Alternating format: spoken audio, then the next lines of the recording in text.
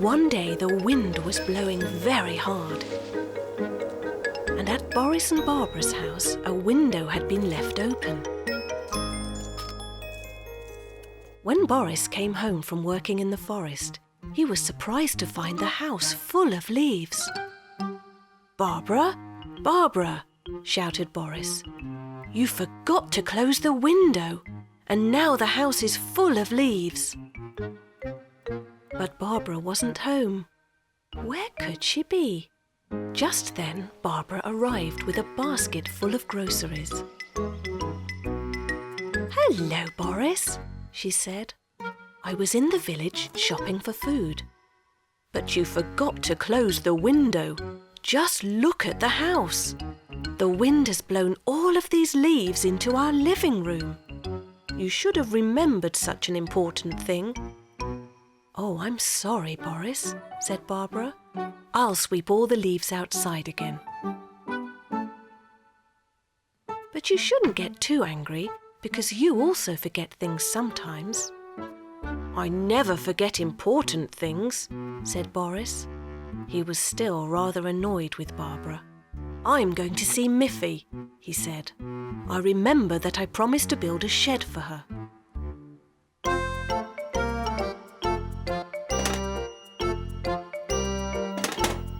So he picked up his tools and wood and put everything in his little wagon.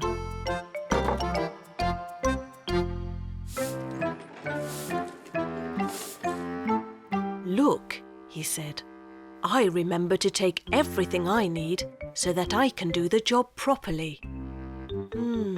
Said Barbara. She didn't say any more, but continued to sweep the leaves as Boris pulled his wagon down into the forest.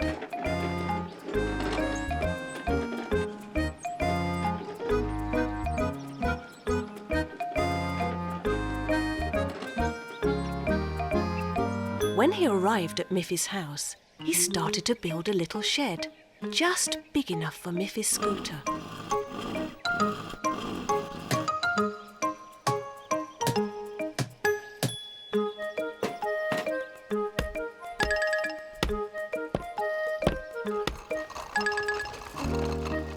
"It looks really good," said Miffy. "Thank you, Boris."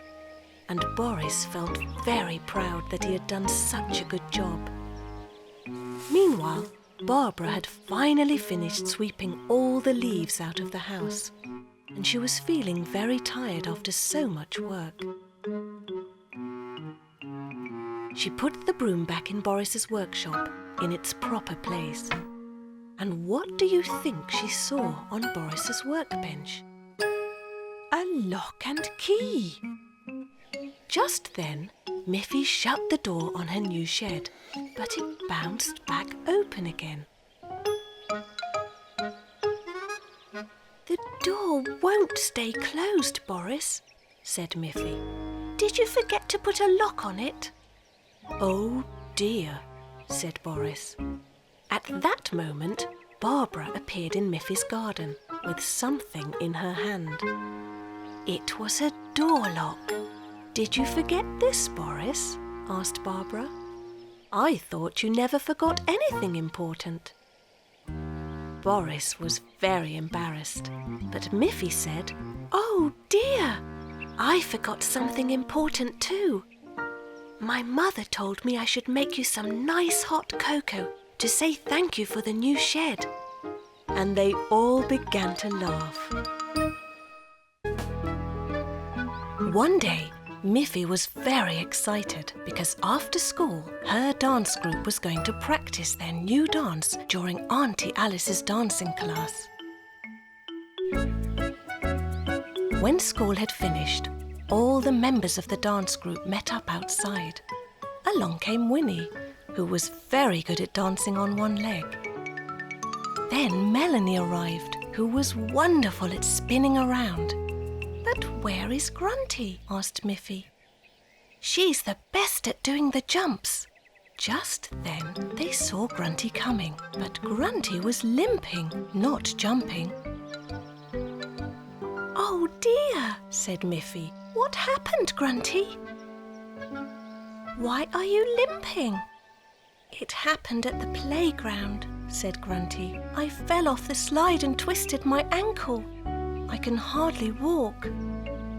Just then, Miffy's mother drove up in the car. "Don't worry, Grunty," said Miffy. "You don't have to walk. My mother will drive you up the hill to Auntie Alice's house. She knows how to cure sore ankles." "Yes," said Miffy's mother. "Auntie Alice knows a lot of useful things." So Mother Bunny drove off with Grunty. Miffy, Melanie and Winnie followed on foot. They took a shortcut through the fields, and they all arrived at the same time at Auntie Alice's house, on top of the hill. "I was wondering where you all were," said Auntie Alice. But when she heard that Grunty had hurt herself, she knew exactly what to do. "I'm going to get a cold, wet cloth and wrap it round your ankle, Grunty," said Auntie Alice. "That will make the swelling go away." Grunty sat on a chair with her leg raised on a cushion. It didn't hurt, but she was very sad that she couldn't dance with her friends.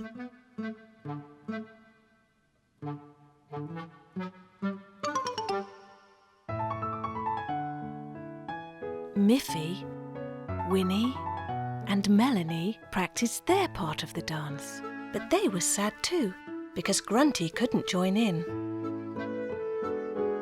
"Don't be sad, girls," said Auntie Alice. "It's not so bad. I have some special cream for Grunty's ankle, and I think she will be ready to dance at the school performance next week." When the night of the school performance arrived, everyone wondered whether Grunty would really be able to do her jumps. The curtains opened and beautiful music began to play. First, Winnie danced out onto the stage and lifted one leg. "Bravo! Bravo! Hooray!"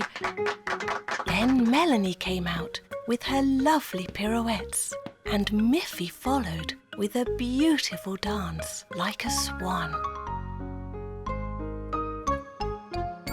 Everyone waited to see Grunty. Winnie held her breath. Melanie closed her eyes. Miffy made a wish. Then Grunty appeared and made 3 big jumps across the stage.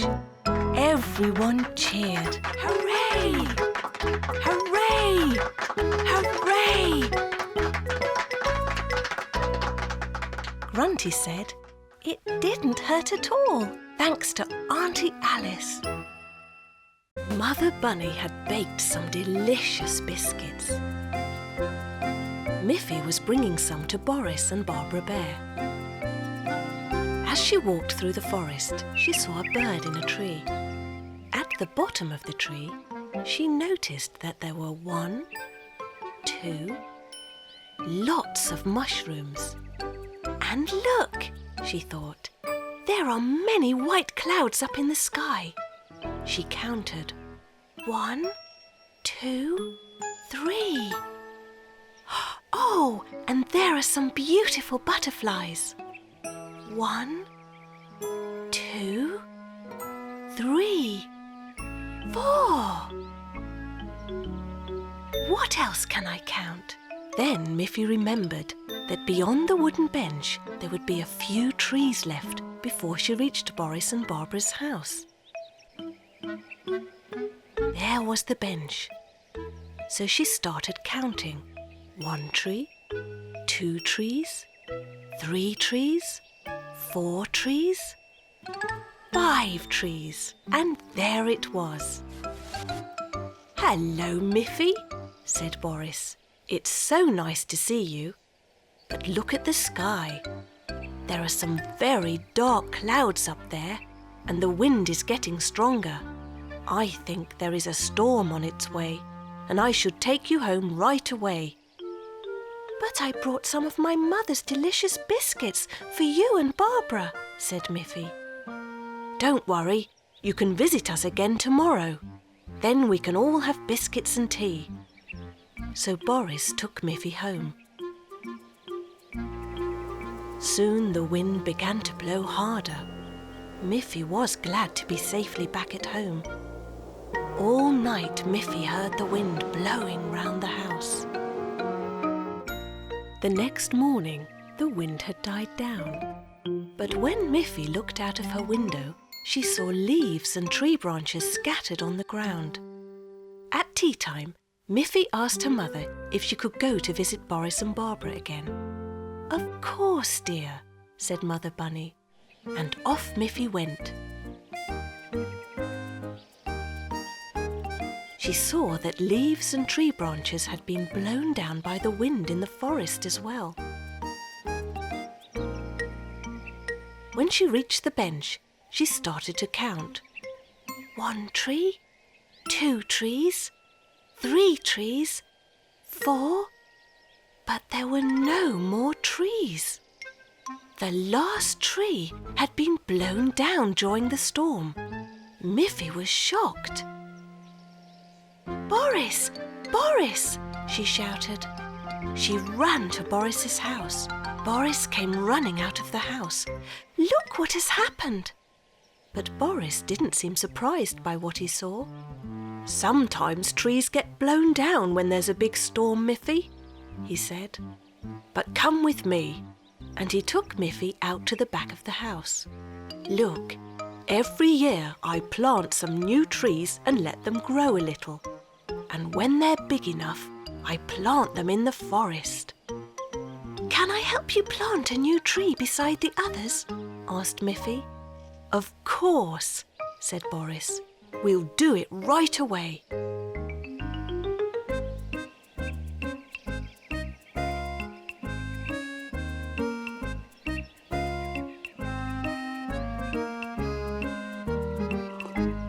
"Now there are 5 trees again," said Miffy.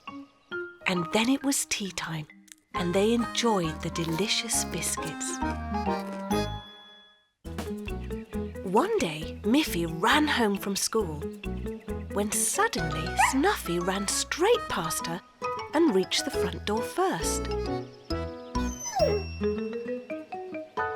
"Snuffy, you are a much faster runner than I am," said Miffy. "I could never beat you in a race." As she went inside, Miffy had an idea. "We could have a big running race with all of our friends," she said to her mother. "You and Father can come and watch." Miffy first telephoned her friend Boris Bear. "Boris," she said, "I want to organise a race, but we shall need some signs which show us the right way to run." Boris said, "Well, I'm not very good at running, but I will be happy to make the direction signs." Then Miffy phoned her other friends and told them about the race. When the big day arrived, Boris had all the signs ready. He stuck each sign into the ground to point the way. A blue sign, a yellow sign, a red sign, a green sign, and the last one, a white sign. All the runners lined up at the starting line. There was Miffy, Aggie, Melanie, Grunty, and Boris too. Barbara held the starting flag up in the air. She shouted, "Get ready, go!" and she waved the flag. Off they went, all of them running as fast as they could. Who would win? First, they all passed the blue sign, and Aggie was in front. Boris tried to run fast, but he was not used to running, and he soon fell behind the others. Then they passed the yellow sign. Now Grunty was in front. Next was the red sign, and suddenly Melanie was ahead. Then they passed the green sign. And look, Miffy was in the lead. Meanwhile, Mother and Father Bunny had arrived, but they parked their car right in front of the white sign. Suddenly, the runners stopped and looked around them. They didn't know which way to run because they couldn't see the last sign. It was hidden behind the car. As they were looking around, very puzzled, Boris caught up, puffing and panting, completely out of breath.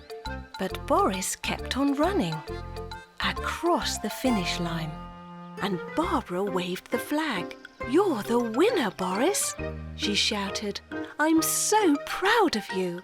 Then Mother and Father Bunny drove away to congratulate the winner.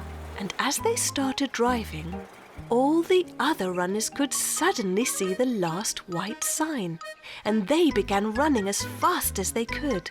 Miffy reached the finish line first. But of course, she was a long way behind Boris. "How did you find the way to the finish line so fast, Boris?" asked Grunty. "None of us could see it."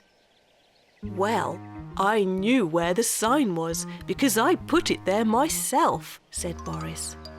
"But Boris," said Barbara, "that is not fair to the others."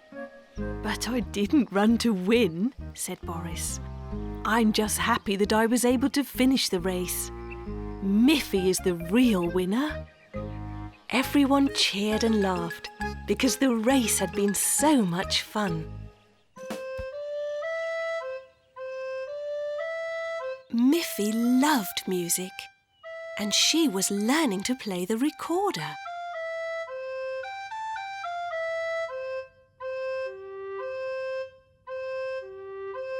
"You play that very nicely, Miffy," said Mother Bunny.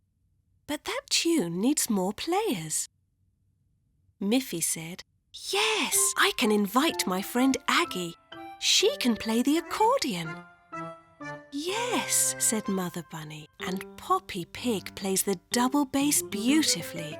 I will call her on the telephone and invite her to join us."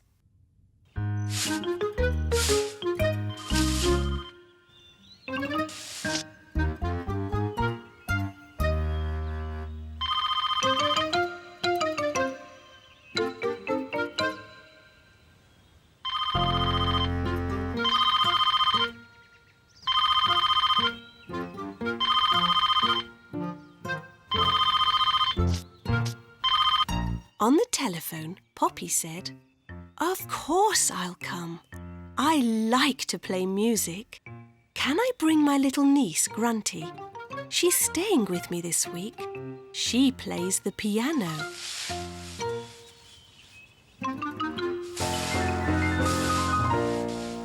"Oh dear," said Mother Bunny. "What a pity. We don't have a piano. Do bring little Grunty, though. We'll find something for her to play." Soon Aggie arrived, and now they could play a two-part melody.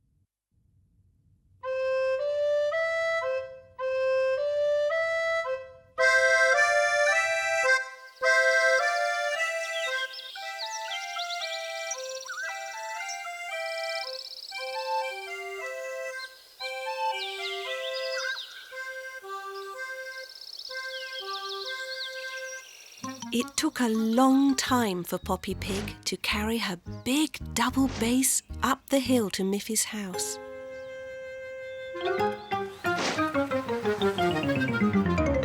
At last, she and Grunty arrived.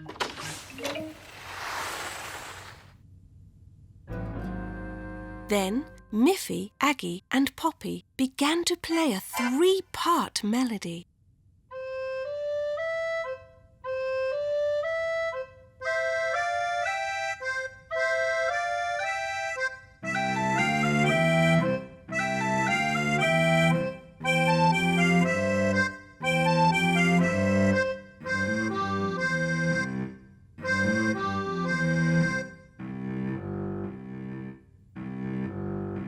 That sounded even better, but little Grunty had nothing to play, and that was no fun for her. "We have no real piano, Grunty," said Miffy, "but I do have a nice toy piano."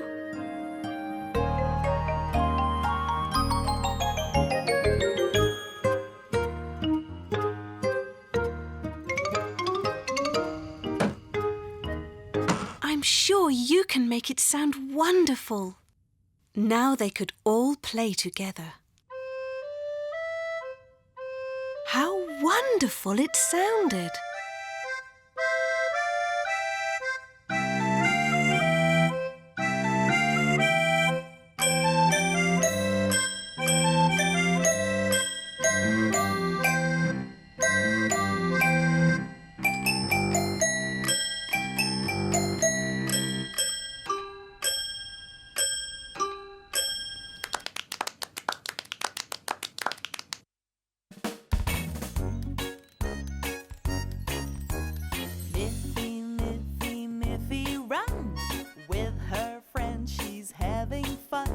Snuffy, grunty, Boris Bear, Pop